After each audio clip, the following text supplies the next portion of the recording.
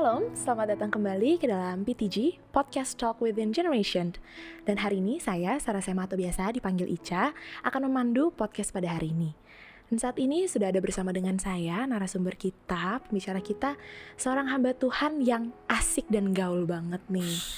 Ya, di sini ada bersama dengan kita Om Abram. Coba dong Om, boleh perkenalan dulu kepada para sobat PTG kita nih.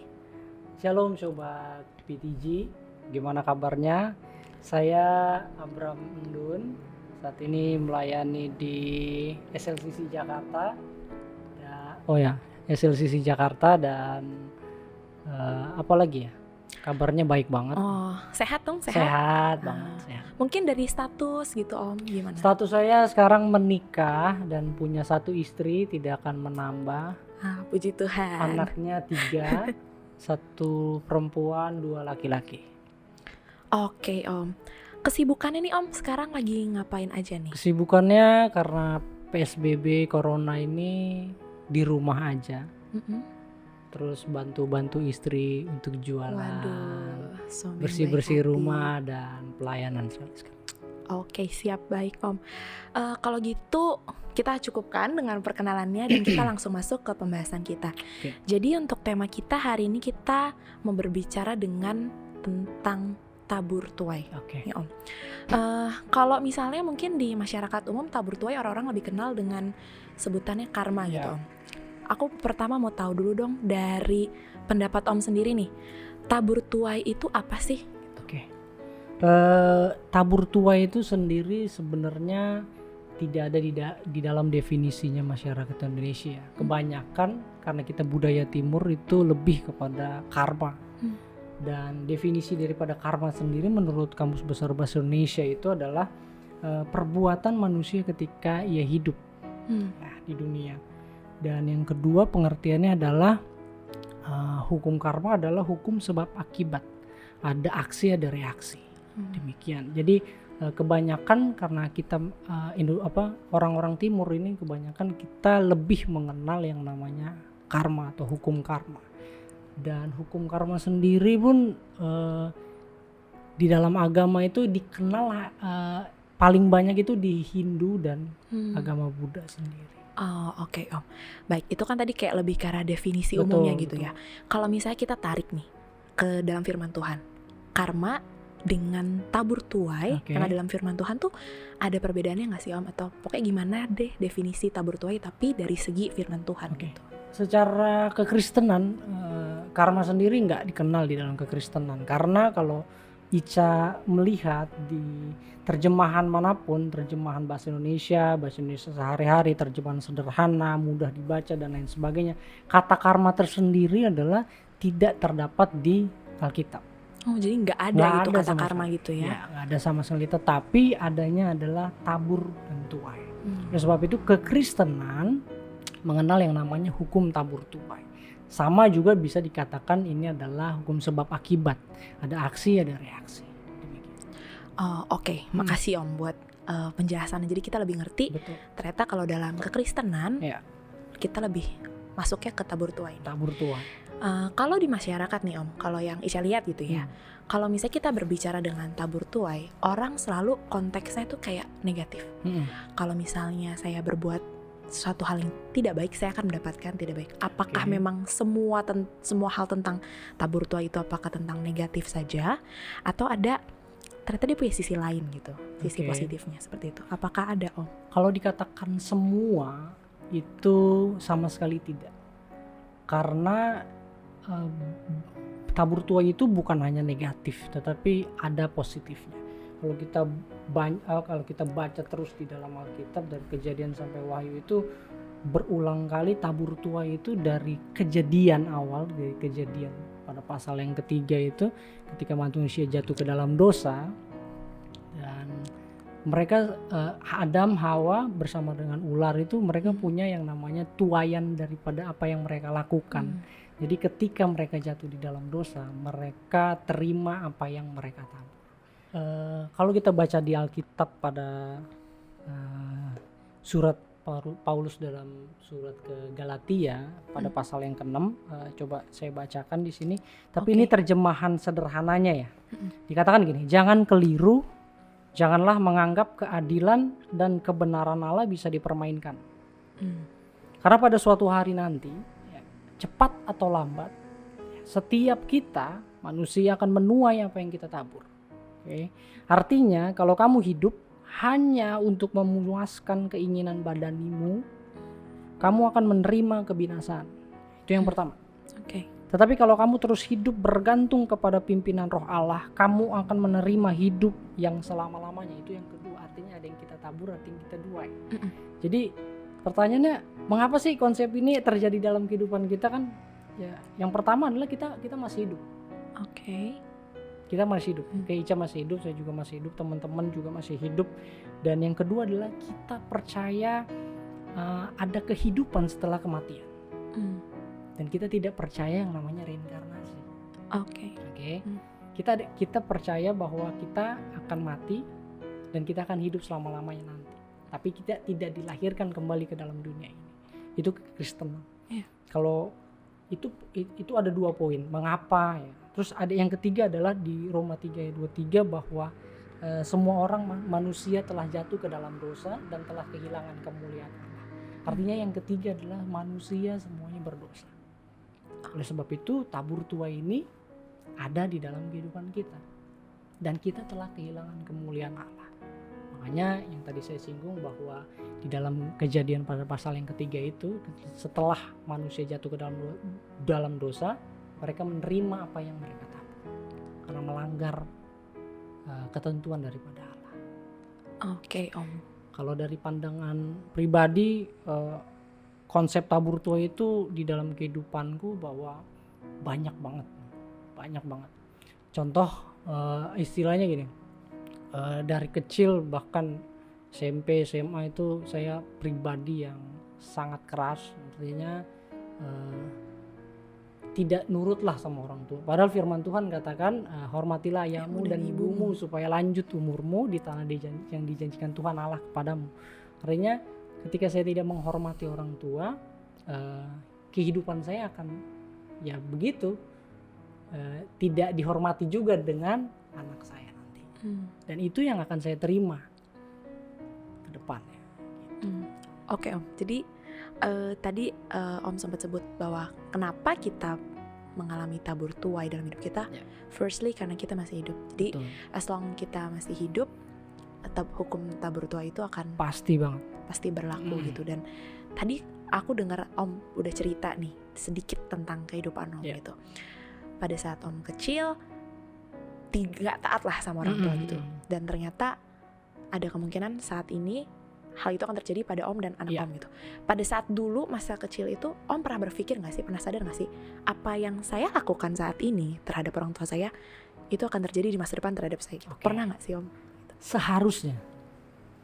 Seharusnya itu kita memiliki yang namanya kesadaran itu. Tetapi gini, kecenderungan daripada manusia adalah mereka bertindak dulu baru berpikir. Bener kan? Iya. Artinya gini, anak kecil lagi belajar jalan, mereka jatuh dulu baru tahu rasa yang namanya sakit. Iya kan? Artinya begitupun juga dengan manusia. Udah tahu seks bebas itu merugikan diri kita, merugikan orang lain, tapi kita tetap lakuin. Tapi ketika hamil di luar nikah, kita ngerasain apa artinya itu gitu. Dan banyak hal sebenarnya tabur tuai itu dalam kehidupan kita. Supaya gini, kenapa sih kita ngelakuin itu sadar nggak sih? Harusnya kita sadar karena gini, manusia diciptakan itu segambar serupa seperti Allah. Artinya punya spesialisasi yang sangat baik banget dari Tuhan, yang beda daripada ciptaan-ciptaan yang lain, entah tumbuhan, entah hewan. Kita ini manusia yang spesial di matanya Tuhan sebelum jatuh ke dalam dosa. Tetapi ketika kita jatuh dalam dosa, kehilangan kemuliaan Allah, kesadaran diri kita akan apa yang benar itu tidak ada di dalam kehidupan kita. Dan kedagingan kita menuntut kita untuk terus hidup di dalam dosa. Makanya ketika dibilang sadar gak sih ketika bertindak, sebenarnya seharusnya sadar. Kayak misalnya gini, ngerokok.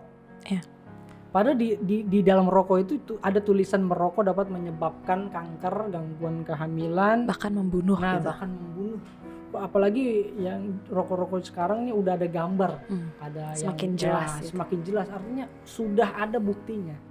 Dan artinya tapi tetap aja banyak yang rokok ini. Dan saya pun termasuk orang yang mantan merokok dari kelas kalau nggak salah kelas 3 SMP saya merokok gitu, sampai ya bertahun-tahun, puluhan tahun seperti itu. Jadi ternyata sebenarnya orang-orang tuh sadar ya Om Ya, akan sadar. apa yang dia perbuat dan apa akibatnya nanti. Betul. Tapi memilih untuk tidak memedulikan itu. Ya, kenapa? Karena gini, manusia punya ego. Dan ego itu nggak bisa dikendalikan sebenarnya sama diri kita. Ego itu apa sih? Kayak sesuatu yang bisa dikatakan gini, soalnya free will lah. Free willnya kita ini sebenarnya kita nggak bisa kendalikan free willnya kita. Kalau kita nggak pernah mau menundukkan free will kita di dalam otoritasnya Tuhan. Makanya kita nggak sadar-sadar. Seperti itu. Gitu. Oke, baik Om.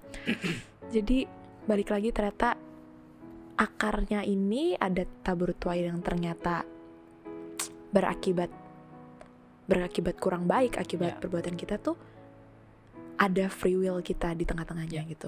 Yang bisa sebenarnya kita bisa tahan itu. Betul. Dan bukan karena kekuatan kita sendiri gitu, Betul. itu karena tuntunan Tuhan. Tapi kita memilih untuk tidak. Ya. Gitu. Terus gimana sih Om? Pas tadi kayak misalnya Om bilang, firstly waktu menjadi anak-anak Om tidak taat. Abis itu misalnya tadi dengan kebiasaan Om untuk merokok misalnya dulu itu ya. Apa sih efeknya buat Om gitu, buat sekarang? Terus pas efek itu terjadi gitu, gimana cara Om menyikapi? Oh my God, ternyata ini loh efek dulu dari Betul. apa yang saya lakukan dulu gitu. Oke, contoh kecilnya adalah ngerokok. Ya, aku ngerokok ketika kelas 3 SMP. Dan itu awal-awal pas naik kelas SMP. Hanya coba-coba. Padahal, aku salah satu yang namanya atlet karateka dulu. Oh, mantap. Sampai mau hitam waktu itu, mau ujian hitam. Tapi ketika saya coba ngerokok dan ketika saya berolahraga lagi, bertanding, itu merusak pernapasan saya. Dan itulah akibat langsungnya daripada apa yang saya tabur, yaitu merokok. Bukan hanya merokok, minuman keras, mabuk, dan banyak hal yang saya lakukan dengan ketidakbenaran itu.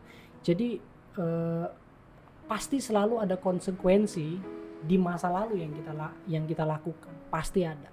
Semuanya pasti ada apa yang kita lakukan, konsekuensinya, dan itu kita harus terima. Misalkan ketika dulu saya merokok, saya percaya asap rokok yang di paru-paru saya ini nggak akan hilang begitu aja, karena itu susah, susah banget. Oke, tadi aku dengar Om bilang kita harus terima, apapun konsekuensi yang dari apa yang kita lakukan tuh kita harus terima gitu. Tapi kan kalau tadi baru Om lihat dari segi efeknya buat Om gitu. Tapi kan pasti ada juga perbuatan kita nggak mungkin hanya mempengaruhi diri kita sendiri, tapi bisa mempengaruhi orang-orang terdekat kita, bahkan mungkin orang-orang yang nggak kita kenal gitu. Pada saat itu terjadi dan efeknya kita rasakan, gimana sih Om sikapnya gitu? Karena kalau mungkin ya, kalau misalnya yang Ica lihat itu, kalau misalnya efeknya buat ke diri kita sendiri, kita masih bisa cope gitu loh. Oh ya udah, ini pengaruhnya ke saya doang gitu. Tapi gimana pas itu berhubungan sama orang lain gitu? Yang pertama sih gini, dalam Yehezkiel pada pasal yang ke-18 itu kita harus sadar yang namanya ada tanggung jawab. Ada tanggung jawab. Jadi setiap manusia punya tanggung jawab atas dirinya sendiri. Itu Yehezkiel 18 itu ada tipe-tipe orang yang dia harus tanggung apa yang dia tabur. Jadi gini, di Yehezkiel 18 itu ada ayah yang benar melakukan hal yang benar tapi punya anak nggak benar. Bapaknya benar, anaknya nggak benar, tapi punya cucu nggak benar. Punya cucu benar. Artinya gini, orang tua tidak bisa mengintervensi yang namanya anak punya kesalahan. Artinya punya masing-masing yang namanya tanggung jawabnya masing-masing. Jadi ketika kita ketika kita terima hal yang kurang baik ini, yang pertama harus kita sadar bahwa ada tanggung jawab di sana. Tanggung jawab kita sebagai orang percaya. Dan di sana di Yeskiel 18 itu benar-benar kalau kita baca secara keseluruhan adalah mau nggak mau, karena kita bertanggung jawab atas diri kita, hidup di dalam pertobatan. Harus bertobat dan hidup di dalam pertobatan, lahir baru dan hidup sesuai dengan kebenaran firman Tuhan, nggak ada yang lain. Kita harus bertobat gitu, berbalik dari setiap perbuatan kita yang tidak baik, yang mendukakan hati Tuhan, seperti itu. Tapi ada nih Om, kita pasti adalah case-nya gitu. Di saat saya sadar saya sudah berbuat salah. Saya sudah berbuat salah, saya minta ampun pada Tuhan dan saya bertobat. Tapi ternyata tuaian yang dari yang perbuatan kita sudah tabur itu masih mengikuti saya gitu, masih terjadi dalam hidup saya. Itu tuh gimana Om? Soalnya ada contoh. Gimana ya contohnya ya? Misalnya tadi kita ambil contoh ngerokok gitu.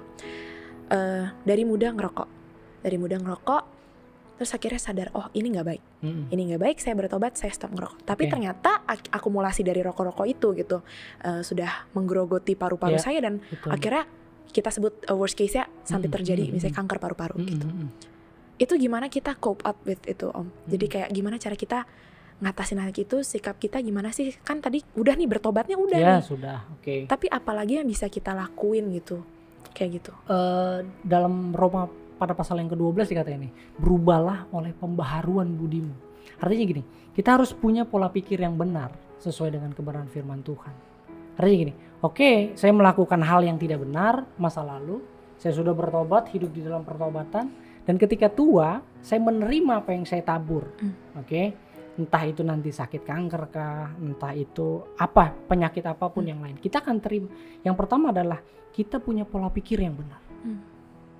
Pola pikir yang benar kalau gini, punya pola pikir yang benar kalau gini, kita menerima apa yang kita tabur dan kita tuai hari masa tua kita.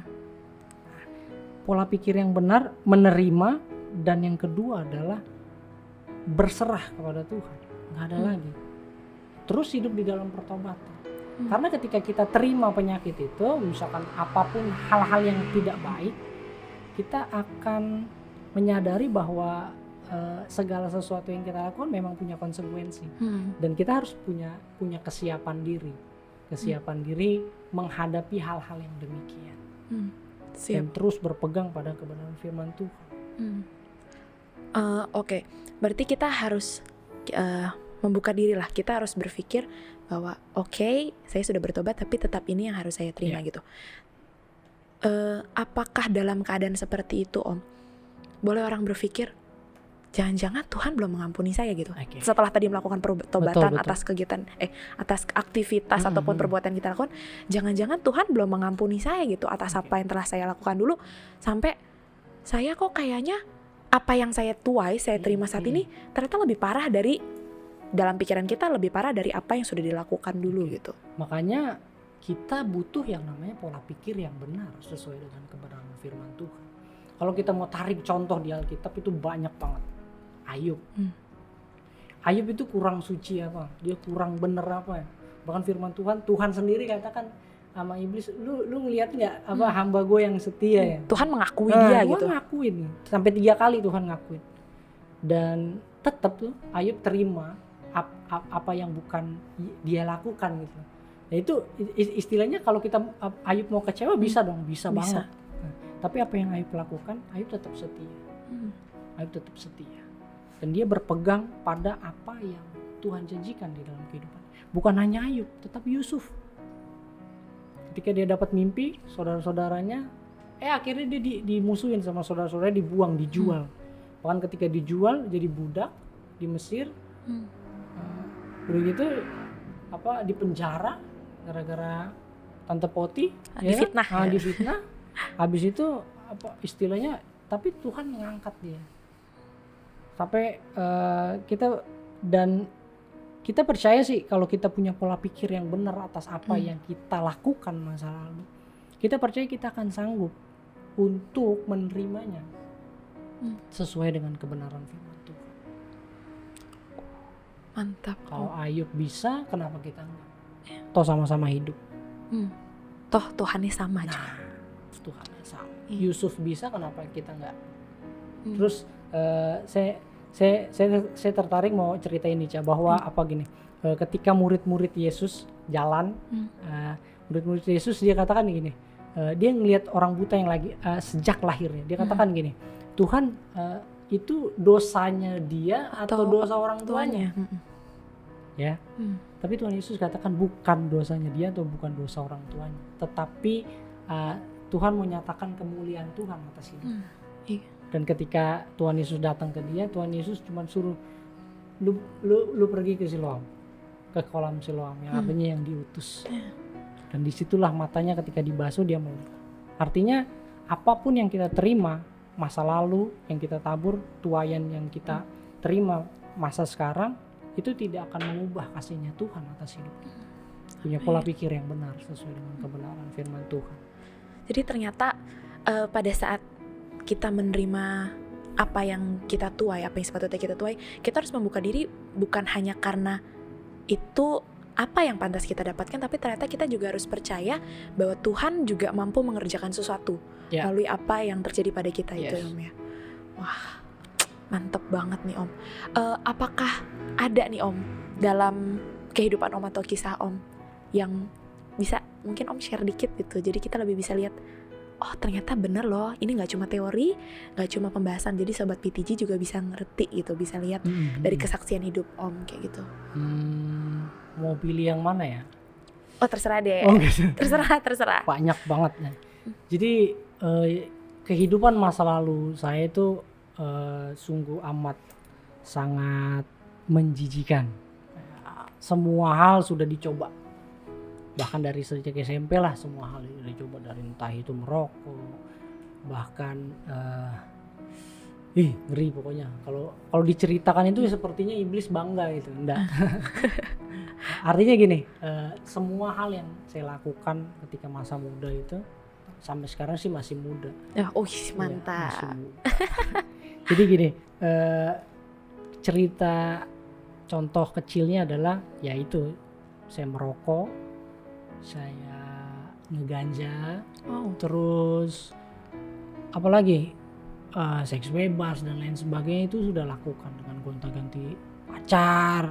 Setiap punya pacar pasti tidur ya begitulah. Artinya sekarang saya terima apa yang saya lakukan masa muda. Jadi saya bisa dikatakan tidak seperti dulu. Artinya saya harus mempunyai yang satu keputusan untuk bertobat. Dan ketika saya pertobatan itu saya lakukan, itu saya bertobat sekitar tahun 2010. 2000 saya bertobat sampai hari ini. Puji Tuhan, saya bisa berjalan bukan sesuai dengan kehendak saya, tetapi dengan kehendaknya Tuhan. Dan sebenarnya bukan kekuatan kita sih, kita bisa berjalan. Itu semua dari Tuhan. Iya, semuanya dari Tuhan. Kita bisa bertobat itu karena Tuhan. Dan kita bisa melakukan apa yang benar itu semua karena Tuhan. Kita hanya meresponi apa yang Tuhan mau. Gini, Tuhan mau ini, Tuhan mau ini, Tuhan mau ini. Tapi kalau kita nggak respon, kita nggak akan pernah bisa berubah. Oke? Iya. Ngerti nggak? Ngerti. Ketika saya sudah menikah, pernikahan saya itu parah. Bahkan saya pernah selingkuh dan lain sebagainya. Tapi ketika saya memutuskan meresponi apa yang Tuhan mau, pernikahan saya dipulihkan sampai hari ini. Kalau boleh tahu nih Om, tadi Om sempat bilang kan di awal, saat melakukan sesuatu, kita memiliki kesadaran tapi memilih untuk tidak. Ya. Sampai akhirnya Om sekarang sadar dan sudah berbalik dan sekarang melayani Tuhan dengan sungguh-sungguh. Aku mau tahu dong Om, triggernya tuh apa sih? Apa yang bisa bikin Om sadar dan akhirnya seperti tadi mau merespon apa yang Tuhan mau? Kalau boleh sharing nih Om. Sampai bisa meresponi apa yang Tuhan. Semua manusia harus jatuh. Tanpa dia jatuh, dia gak akan pernah rasanya namanya sakit. Tapi untuk orang-orang yang belum jatuh, mereka bisa belajar pada orang-orang yang jatuh. Jadi jangan sampai kamu jatuh Jangan dulu. sampai jatuh. Karena jatuh itu sakit. Masa iya senang-senang? Nggak ada, Cak. Saya pribadi harus jatuh dulu. Saya pribadi orang yang begitu. Saya harus jatuh dulu, baru saya tahu rasanya sakit. Dan itu kebebalan hati kita sebagai seorang manusia. Dan sebagaimana saya bisa itu adalah ketika saya udah benar-benar di titik terendah kehidupan saya. Benar-benar titik terendah. Mau bagaimana nggak bisa. Udah bosen hidup dalam dosa. Gitu sih. Artinya lu parah ya, istilahnya lu gimana sih? Udah bosen hidup dalam dosa. Udah semua kita lakukan. Makanya saya bingung, orang-orang yang seumuran saya baru bandel sekarang itu bingung. Sayang banget. Kalau bisa anak-anak muda jangan bandel dulu. Enggak, bandelnya jangan terlambat ya. Belajar dari orang-orang, anak-anak muda yang dipakai Tuhan itu, dari istilahnya mereka yang hidupnya berantakan dibebaskan sama Tuhan, bertobat. Belajar dari orang-orang yang demikian. Jangan sampai jatuh. Karena kalau kita udah jatuh itu terseok-seok. Saya lepas daripada rokok itu susah. Minuman keras juga susah, ganja pun susah. Tapi kalau dari hati kita benar-benar udah mau meresponi apa yang Tuhan panggil, kita akan bisa. Tapi bukan dengan kekuatan kita, tetapi dengan kekuatannya Tuhan. Jadi saat Tuhan kasih, nih aku mau ini, dan kita merespon dengan sikap hati kita. Oke Tuhan, aku mau bertobat, aku mau berubah, berbalik, dan Tuhan beri kekuatan. Aku punya satu gambaran gini. Ketika Tuhan kasih tangan ya, kita ini nggak punya apa-apa. Kita cuma punya hati yang hancur. Tuhan, yang lu bisa benerin nih hati gue. Hati gue yang hancur, Tuhan bisa benerin. Hati kita yang hancur itu Tuhan bisa benerin. Tuhan kasih tangannya, lu mau apa nak? Lu cuma punya hati yang hancur, yang nggak bisa diberesin sama diri sendiri, tapi hanya Tuhan yang bisa. Itu sih ketika saya bertobat gambarannya seperti itu. Artinya Tuhan kasih tangan, lu mau apa? Lu mau apa sih? Hidup ini lu mau apa? Sampai mana? Sampai kapan? Mau nyampe mana lagi? Kamu udah di posisi itu loh. Mau sampai kapan? Istilahnya kalau firman Tuhan katakan, Tuhan gak akan membiarkan kita jatuh sampai tersungkur. Jatuh, stop jadi jatuh. Firman Tuhan juga katakan 7 kali orang benar jatuh, dia akan bangkit. Orang-orang yang gak mau bangkit dari kesalahannya adalah orang-orang yang sudah kalah. Kita gak akan pernah tahu rasanya bisa dipulihkan kalau kita gak mau meresponi apa yang Tuhan panggil. Gitu. Jadi tadi aku ada nangkap sesuatu nih Om. Om sempat sebut kata kalah. Saat kita terjatuh sampai mungkin pada satu titik sudah tidak bisa apa-apa lagi, sampai titik terendah dalam hidup kita, itu bukan saat ternyata itu bukan saat terparah dalam hidup kita. Kalau kita masih mau bangkit, kalau kita masih mau ambil uluran tangan Tuhan yang udah terulur buat kita gitu. Kita kalah saat kita nggak mau terima Tuhan, terima bantuan Tuhan dalam hidup kita. Wow. Ya itu sih ketika aku bertobat itu, gambaran sesungguhnya itu. Kayak Tuhan ngulurin tangannya. Dia cuma gitu. Lu mau apa sih? Udah di posisi itu lu mau apa? Lu udah nggak bisa apa-apa. Tapi saya mengulurkan hati saya nih, hati gue udah hancur itu. Lu mau terima nggak? Tuhan pasti akan terima hati kita yang hancur, dan dia akan bereskan. Karena firman Tuhan katakan, aku akan memberikan rohku. Kitab Yeskiel itu keren. Roh yang baru ke dalam hatimu. Dan hanya Roh Kudus yang mampu mengerjakan perubahan dalam kehidupan kita. Gak ada yang lain. Wow. Tuhan mau kasih rohnya buat ngebentuk kita, ngebentuk bukan mendaur ulang, tapi ngebentuk kita dari jadi manusia yang baru gitu ya. Betul banget. Orang anaknya jadi dia kasih buat kita gitu kan ya Om ya. Jadi kalau Tuhan aja kasih anaknya, apalagi yang gak akan dikasih. Itu keren banget.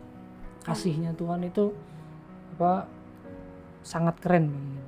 Jadi kita akan bisa menghadapi yang namanya taburan dan tuaian kita.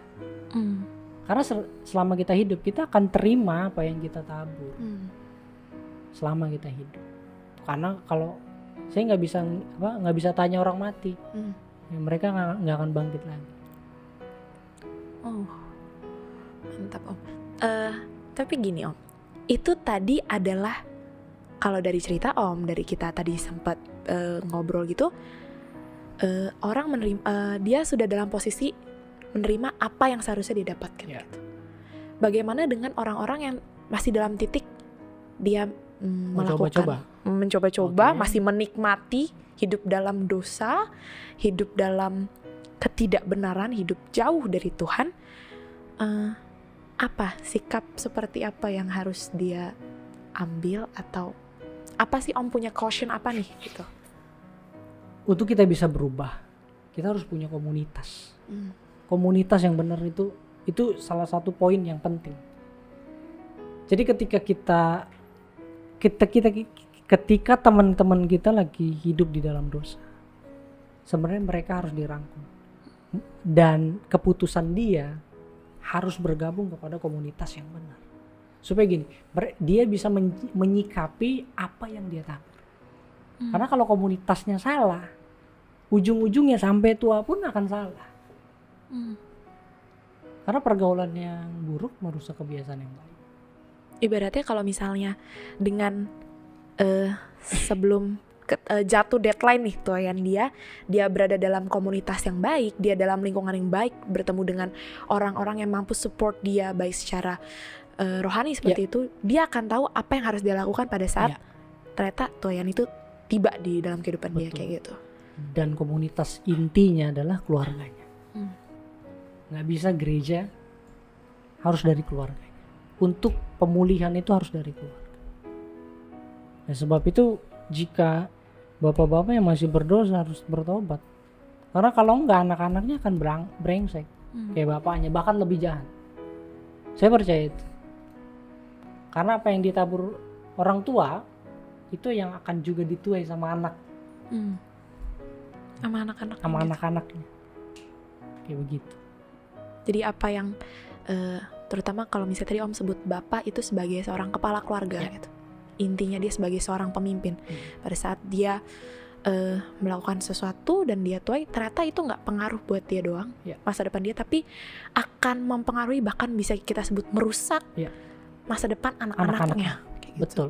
Artinya gini, ketika aku masih ngerokok dulu, si El masih kecil banget, dia ngelihat aku ngerokok. Sampai hari ini dia masih ingat, papi kan dulu ngerokok.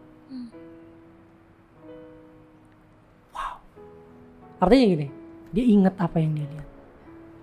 Kalau kepala keluarga benar, dia akan melakukan apa yang benar, supaya anak-anaknya ngikut apa yang kepala lakukan. Sama kayak Tuhan udah kasih contoh buat kita dia sebagai seorang kepala. Dan contoh yang paling benar adalah di sini, nggak ada yang lain. Kalau kita baca ini dari Kejadian sampai Wahyu, itu semua adalah firman Tuhan. Itu adalah perkataannya Tuhan. Kita ngikutin guidance-nya dia, petunjuk daripada sini, kita akan hidup sesuai dengan kebenaran firman Tuhan. Ada yang lain.